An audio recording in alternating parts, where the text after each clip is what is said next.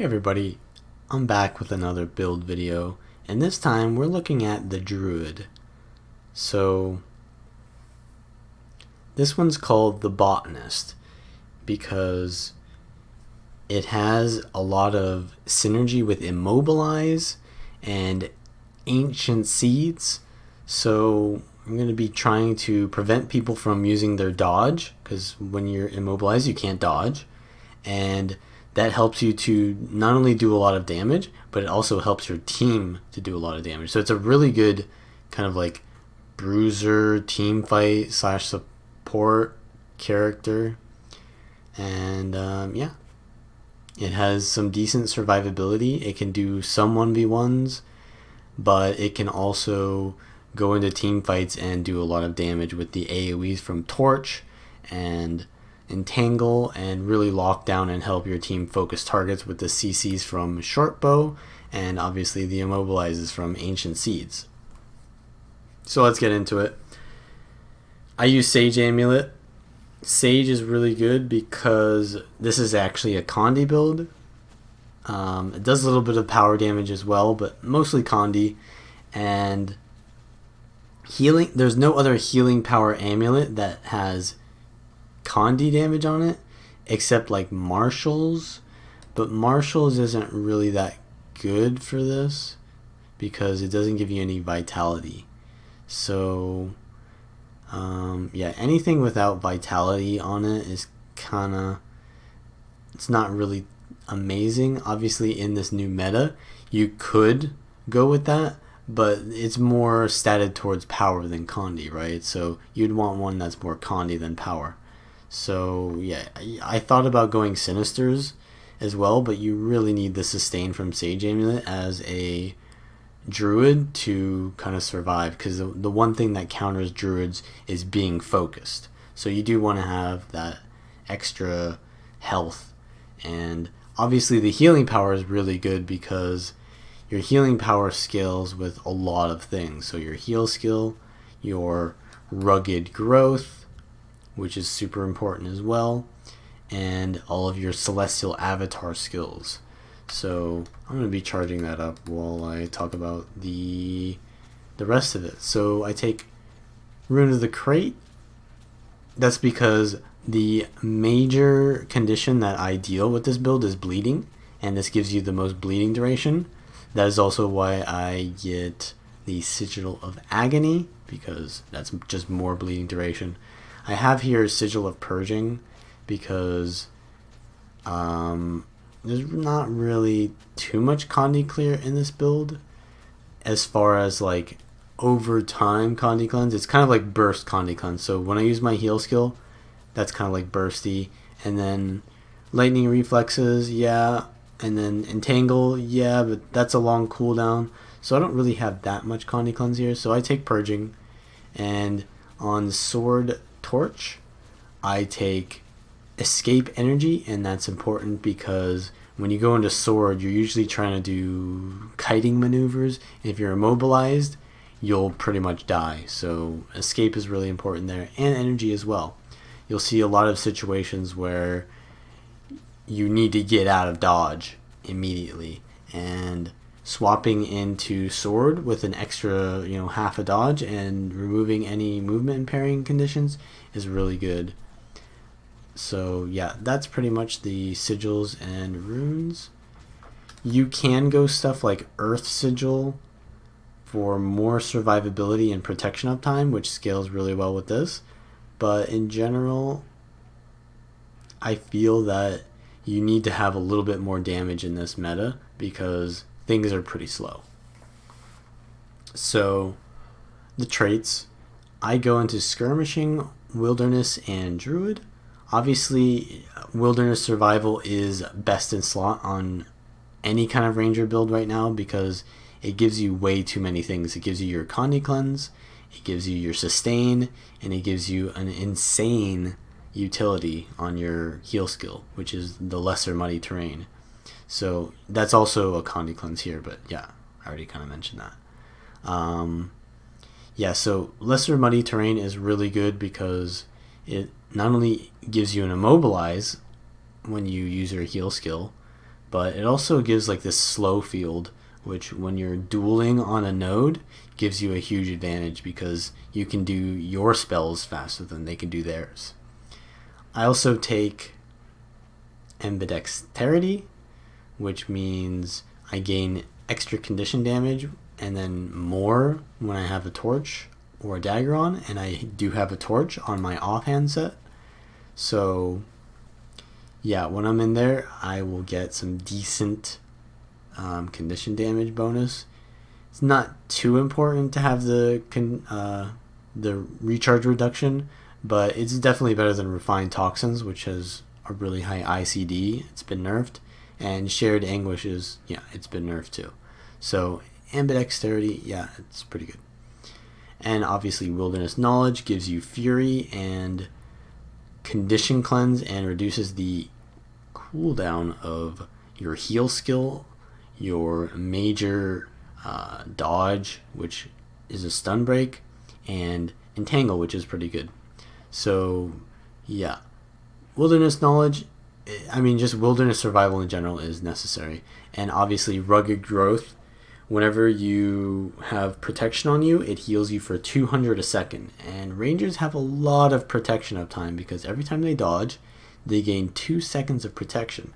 So that's like every dodge you gain 400 health, which is really good.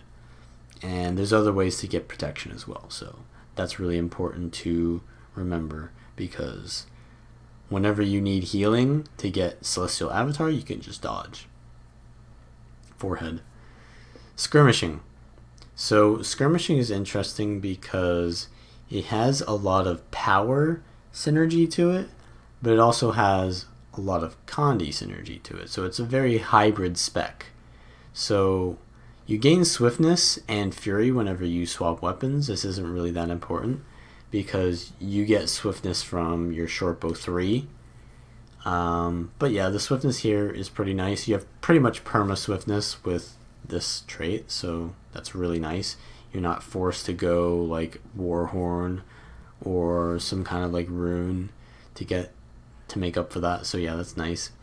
I take Primal Reflexes, which whenever you evade an attack, you gain 4 seconds of vigor. That's really good because dodging, as I just mentioned, dodging gives you protection, and protection gives you healing. So the more you're dodging, the more you're healing. So this is really good trait. Hidden Barbs. Your bleeding is increased in damage by 33%. That's pretty huge because my main condition is bleeding, as you'll see in a bit. So yeah. And here you just have some crit damage and crit chance from flanking. Flanking is a kind of weird mechanic for PvP because it's hard to do it all the time. But if you immobilize someone, you can actually reliably flank them. So it's actually not that hard to get a lot of the flanking stuff that comes from skirmishing and the Shortbow. So next I have Quick Draw. Light on your feet is possible to take because it gives you recharge reduction on your Shortbow skills, but I really like Quick Draw for a lot of different uses. I think it has a way higher skill cap, and you can do cool stuff like, say I'm in combat, and well, what Quick Draw does is it makes your next weapon skill after you weapon swap reduced by 66%. So like I'm in combat and I swap, I can use my Sword Leap, and then since it's a 2-part skill I need to use that, and then my Sword Leap is already off cooldown again and I can use it again. So it's like a double leap, which is an insane gap closer for getting out of a situation that's really bad. And you can also do stuff like, say I swap into Shortbow and I do Poison Volley, and then that's going to be off cooldown immediately, and that's your big damage source on Shortbow. So getting that double Poison Volley is really important. So yeah, that's really nice. There's a ton of things you can do with Quick Draw, and it's just such a fun skill to use. I wouldn't use Light on Your Feet, even if it was like slightly better, just because of how interesting and fun Quick Draw is.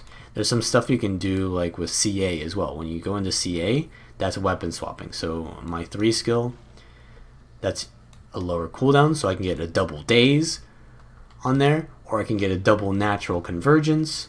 If I do any other skill first when I go into CA, it's really not as value. So yeah, you want to generally, when you go into CA, use the daze or natural convergence.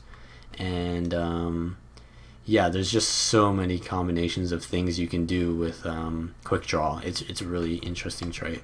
So yeah, moving on to the Druid trait line. This is pretty much a no-brainer. You always take Druidic Clarity because it removes conditions when you go into CA, Celestial Avatar, and you take Celestial Shadow because it gives you stealth when you leave Celestial Avatar. So going in cleanses you, leaving it stealths you. And this is really important because whenever someone is like pressuring you, you're often going to want to go into CA and kind of like heal up. But most people, what they'll do is they'll pressure you while you're in CA to try to prevent you from getting all that healing value.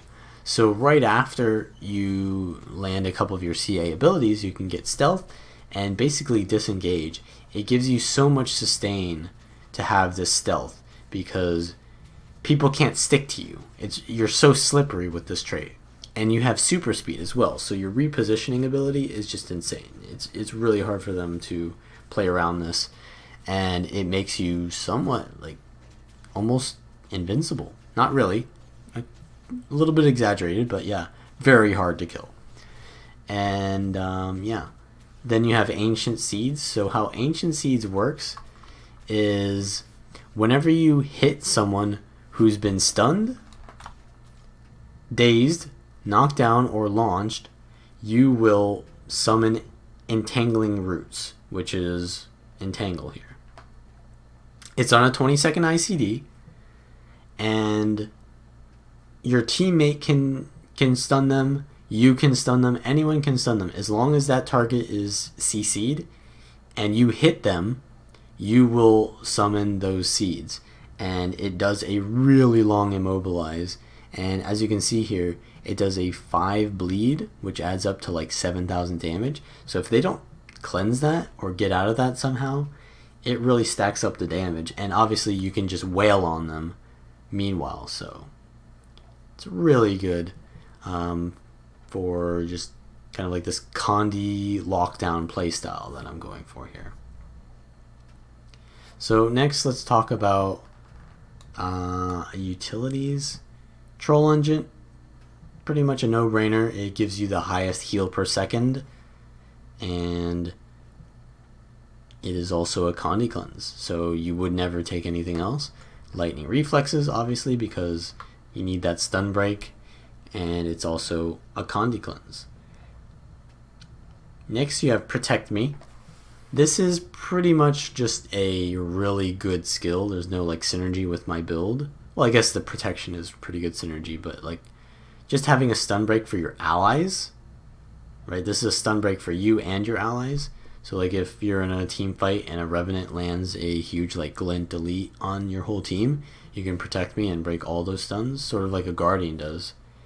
And it's just really good. Like if you're getting pressured and then you get stunned, you use Protect Me and it gives you barrier and protection, so you're pretty much gonna prevent a lot of that pressure for quite a bit because you're healing with the protection and you're preventing 4,000 damage. So I think this is a little bit overpowered of an ability, and that's the only reason I'm taking it, really. I would take another survival skill or something else like a trap or something before I take Protect Me, to be honest. But since it's so broken right now, you take this. Next you have Glyph of Equality. This is an interesting one because it is a daze with no cast time. So a lot of times you can proc your Ancient Seeds very easily. So it is a 300 radius, so you got to be somewhat close to do it. But it has no cast time. So for example, if I use my 2 skill and then I cast it in the middle of the leap, like right before it lands, I can daze them, and then my leap lands, and then they get immobilized. So you can do, yeah, a lot of, it's kind of like having a shatter, like a mesmer, kind of like shatter ability, which is really nice because you can do it while stomping or rezzing, and you can make a lot of plays with this skill. And obviously it's a reliable way to proc your ancient seeds, and also you don't have to waste it to proc your ancient seeds because you have a lot of ways to just get your ancient seeds off anyways. And since it's a 20-second ICD, what you can do is you can get the ancient seeds on them, and then while they're immobilized, they can still do stuff, right? They're just immobilized, so they can't move or dodge. So what you could do is you can ancient seed them and then daze them so that they're essentially stunned, right? Because immobilize prevents you from moving and daze prevents you from casting. So those two together kind of like equates to a stun. So yeah, that's really nice and just allows you to land a lot of good damage in combination with your ancient seeds. Next you have Entangle. This is actually it's not too good of a skill, but it fits the theme, right? It's just more immobilize and bleeding, and it's a survival. It often doesn't land though, I find. But one thing that is really nice is that it's unblockable. So it's the only unblockable skill that you have. So say like you're versus a warrior and they use their shield block. You just entangle them. And they're not really going to dodge that. So you can land a lot of your combos from out of nowhere. Say like a guardian has their shield up, right? Or their projectile reflect up. And you're in Shortbow.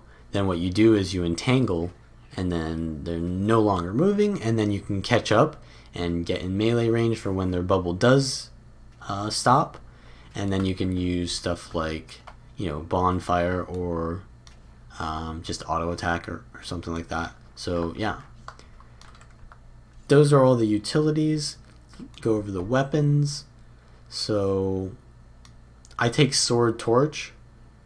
The reason why I take Torch is because when they're immobilized, you can land pretty much the whole duration, well, not the whole duration, but a pretty long duration of the bonfire on, because they can't move out of it. So what you can do a lot of times is Sword 2 with the daze, right? And then that's the immobilize, and then immediately bonfire, and now they're stuck in the bonfire, right? And yeah, that's a really nice combo there. The Torch 4 is just a really long single stack of burn. It's not amazing, but if they don't cleanse it, it can add up. One thing to mention is with Monarch Leap as well, say like you don't do that combo, say you use Bonfire, you can actually use your 2 skill, and that'll give you Fire Roar, which will give you more burning as well in certain situations, if people are hitting you and stuff like that. And obviously after you use Monarch Leap, it becomes a evade, which also does poison, so that's pretty nice. Yeah, it does like 6 seconds of 2 stacks of poison, so that's pretty good, and it hits for a decent amount of damage, even though I'm just Sage's Amulet. And then the 3 skill Hornet Sting is another evade, but it's a really clunky evade, so you often don't really use this, to be honest. But if you do hit something, it will recharge your Monarch Sleep. So you can do something like 2 into 2 into 3 into 2 into 2. Or if you get quick draw on your 2, you can do 2 into 2, 2 into 2, and then 3, 2 into 2. So you can get a lot of leaps potentially with this build. Next, we have the Shortbow. I take Shortbow obviously because it is a good condi weapon and it adds to a lot of the CC that you have. The auto attack is not really that amazing. I think a lot of people think that you should be using the the auto attack on Shortbow because of how like the bleeds stack up, but they're pretty short duration bleeds. If you're just sitting there auto attacking, you're not really trading with people very well. The real damager is Poison Volley. This is it's like a fan of 5 poison arrows, and as you can see here, they kind of don't really hit all the time. So what you have to do is you have to get up close to the enemy and use it like in melee range so that all of them hit. So now I'm doing a lot of damage with the poison. And it also does a decent amount of power damage. So yeah, you just want to get up there and shotgun it. And there's a lot of combos you can do with that, where you like immobilize them, and then you, because they're in the immobilize, you can get in melee range to land the poison volley. And then next you have quick shot. This is an evade that gives you swiftness. A lot of times at the beginning of a match I will do an about face, and I will quick shot myself forwards and also give myself swiftness just to travel around the map. Another thing to mention is quick shot is kind of a weird ability because it's a leap skill that is affected by movement speed. So a while ago they removed this functionality to all leap skills, but some of them they didn't, and quick shot is one of those. So if I have swiftness on me, I'll go back faster, right? And you can kind of see how like in the middle of the quick shot I start to like move a little bit faster because I get swiftness. So something that you can do is you can leave CA and get super speed and then use the 3, and you can see yourself go really fast when you have that super speed. But also likewise, if you're crippled or chilled and you quick shot, you will not go very far. So you have to kind of be careful of where your positioning is and kind of like gauge how far you'll go based on what boons or conditions you have on you. And yeah, it's just a really nice ability. You can also quick draw it, so like if you're under a lot of pressure, you can swap to Shortbow, use the 3 skill, and then it'll be on like a 4-second cooldown after that, and you can dodge again. Next you have the crippling shot. This is a cripple, obviously by the name, but if you're behind the target or flanking them, which is from the side or behind, so like over here, it would work to immobilize them because that's still flanking, it's from the side. It'll immobilize them, which is really nice. It isn't a Ancient Seeds immobilize, but it's still an immobilize, which is pretty nice for you to land other skills. And it also gives your pet a bleed. So as you can see here, I have a pet, and it doesn't normally bleed on its auto attack, but if I use the 4 skill and then it attacks, it'll start bleeding the opponent, which is kind of nice. Just remember, if you swap your pet after you use crippling shot, you won't get that anymore. So yeah, try to use crippling shot after you've swapped pets, just so you get the maximum bleed value from it. Last we have concussion shot.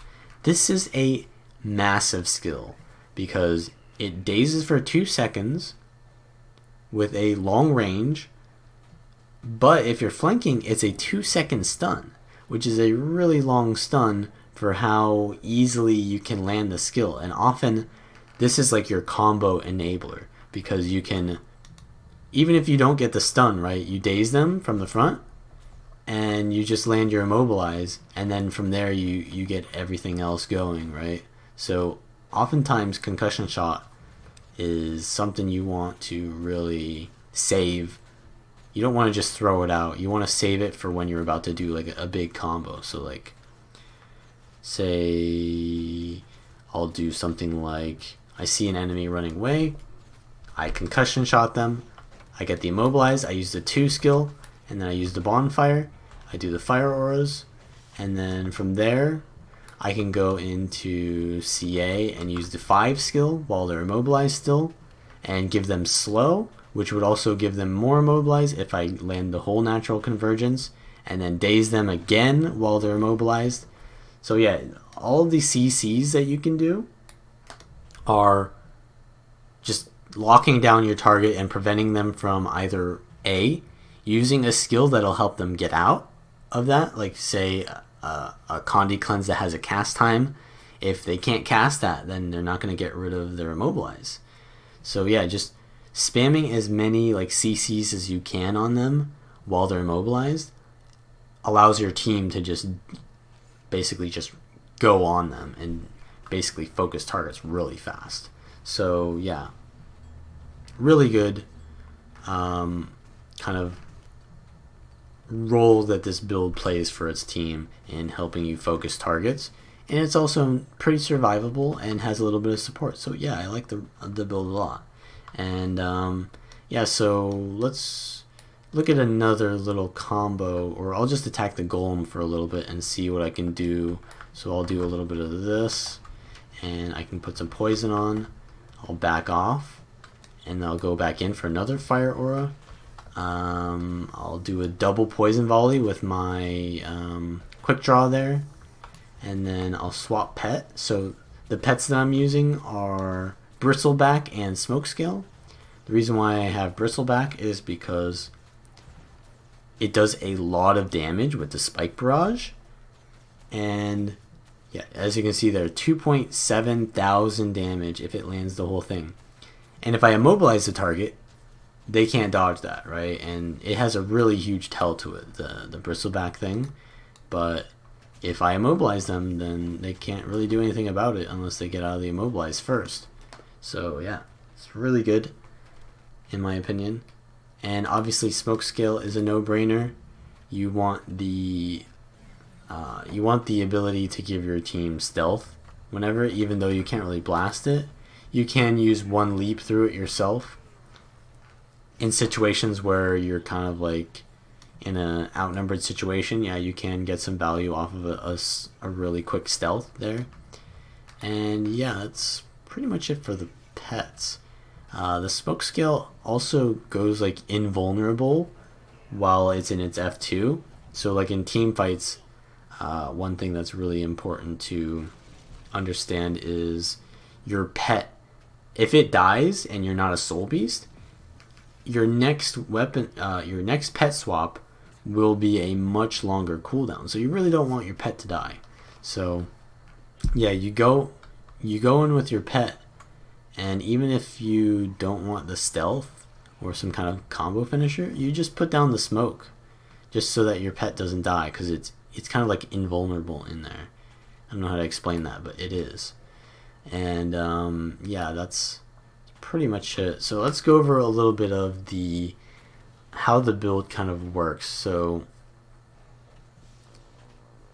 in 2v2s, it's not an amazing build. Let's be honest, this build is not very like it's not even A tier. I would say it might be like C to B tier in 2v2s, because Druid requires Celestial Avatar to kind of like build up, and in 2v2s you get that reset at the beginning of every round, and you have to like kind of wait for your team to like not die so you can get CA, and it's like, yeah, by then it might be too late. So oftentimes Druids have trouble in twos because of that. So I would say that this is more of a Conquest build. I've gotten a lot more success in Conquest with this build. It just seems like it's really good at surviving in larger spaces. 2v2 doesn't have that much kiting ability, so Druid often, is forced to engage. And yeah, the strength of Ranger is being able to just kind of create distance and rotate.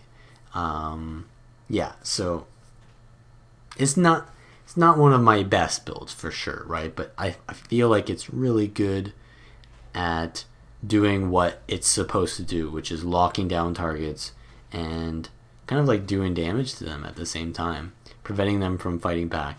And that's always something that's important for a build, is for it to kind of have some unfairness to it, right? And I feel like there's a lot of builds that I tried out recently, and it's like, yeah, they have an idea to them, but what is it that this build provides that some other build doesn't, right?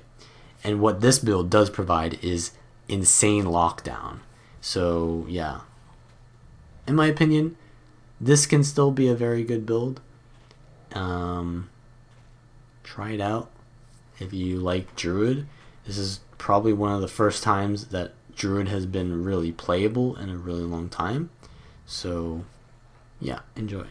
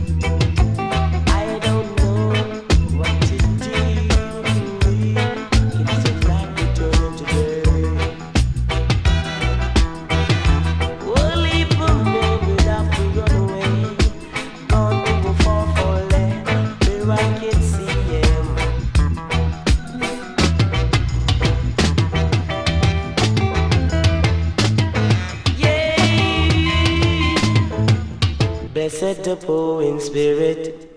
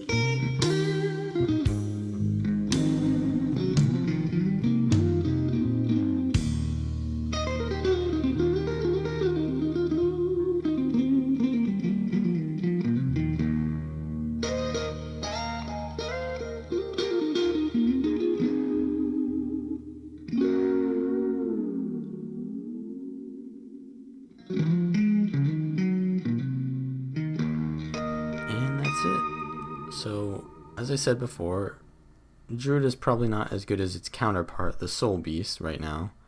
But that's because Soul Beast is a little bit broken. But this build is still pretty good, so if you like this kind of content, like the video. And if you want more, just subscribe and leave a comment down below whether you think that Ranger should be nerfed. Because, I mean, you guys know that one pet is still too many.